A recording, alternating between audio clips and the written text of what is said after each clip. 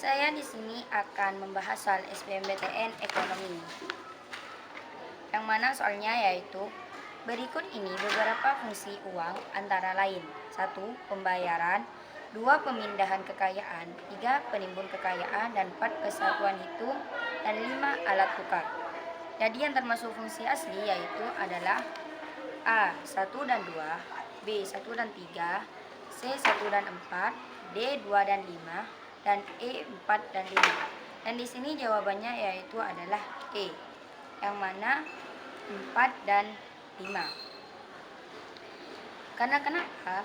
Karena uang adalah sesuatu benda yang diterima secara umum oleh masyarakat untuk menukar nilai menukar dan melakukan pembayaran atas pembelian barang dan jasa, dan pada waktu yang bersamaan bertindak sebagai alat penimbun kekayaan. Oke, lanjut. Soal yang kedua yaitu adalah berikut ini ciri-ciri inflasi dan deflasi. 1. Harga barang turun terus-menerus. 2. Jumlah uang yang beredar semakin berkurang. 3. Masyarakat sedang menyimpan barang daripada uang. 4. Harga barang naik terus-menerus. 5. Masyarakat cenderung mengambil uang simpanan untuk segera dibelanjakan. Jadi yang merupakan ciri inflasi adalah 1. A.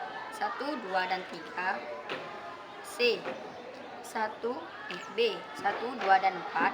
C. 1, 3, dan 5. D. 2, 3, dan 4. E. 3, 4, dan 5. Jadi di sini jawabannya yaitu adalah E. Kenapa? Karena inflasi adalah suatu proses peningkatan harga-harga secara umum dan terus-menerus. Inflasi dapat diakibatkan berbagai faktor, seperti biasanya jumlah uang yang beredar di ekonomi dan jumlah permintaan terhadap barang dari konsumen. Oke, lanjut soal yang ketiga. Soal yang ketiga yaitu berikut ini adalah bentuk kebijakan pemerintah untuk mengatasi inflasi. 1. Politik diskonto. 2. Menaikkan pajak. 3. Menaikkan hasil produksi. 4. Politik pasar terbuka. Dan 5. Menaikkan cash ratio. Jadi yang termasuk kebijakan moneter adalah A. 1, 2, dan 3. B. 1, 4, dan 5. C. 2, 3, dan 4. D. 2, 4, dan 5. E. 3, 4, dan 5. Jadi di sini jawabannya yaitu adalah B. 1, 4, dan 5. Karena kenapa? Karena inflasi adalah suatu proses meningkatnya harga-harga secara umum dan terus-menerus. Inflasi dapat Karena kenapa? Karena kebijakan moneter yaitu operasi pasar terbuka, kebijakan diskonto, dan kebijakan persediaan kas. Dan kebijakan fiskal yaitu penggunaan pajak dan pengeluaran pemerintah. Dan kebijakan non moneter yaitu peningkatan produksi, kebijakan upah, pengawasan harga. Oke. Soal selanjutnya yaitu berikut ini beberapa jenis produk perbankan. 1. Kredit hipotek. 2. Sertifikat deposito. 3. Deposit on card. 4. Kredit rekening koran. 5. Letter of credit. 6. Tabungan. Yang termasuk jenis simpanan uang di bank adalah A. 1, 2, dan 3. B. 1, 4, dan 5. C. 2, 3, dan 4. D. 2, 3, dan 6. E. 4, 5, dan 6. Jadi di sini jawabannya yaitu adalah D, yang mana 2, 3, dan 6. Kenapa? Karena produk-produk perbankan kredit aktif, giro, yaitu simpanan atau tabungan yang dapat digunakan sebagai alat pembayaran, dan tabungan berjangka atau deposito berjangka, sejumlah uang yang disimpan di bank yang jangka waktu penarikan ditentukan. Dan sertifikat deposito, yaitu bukti nasabah telah mendepositokan uangnya di bank.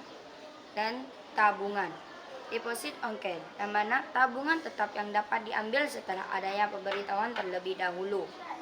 Dan deposit automatic rollover, deposito yang jangka waktunya dapat diperpanjang bila pada saat telah jatuh tempo uang dapat diambil. Dan kedua yaitu kredit pasif, yang mana kredit rekening koran, kredit yang diberikan sesuai dengan kebutuhan barang. Jadi soal selanjutnya yaitu Berikut ini beberapa tugas bank. 1. Mengawasi kegiatan bank umum. 2. Mengatur sirkulasi uang dalam negeri. 3. Melakukan giro dan inkasu. 4. Sebagai banker bank. 5. Mencetak uang agar uang tetap tersedia. Jadi yang termasuk fungsi utama bank sentral adalah A. 1, 2, dan 3. B. 1, 3, dan 5. C. 2, 3, dan 4. D. 2, 3, dan 5.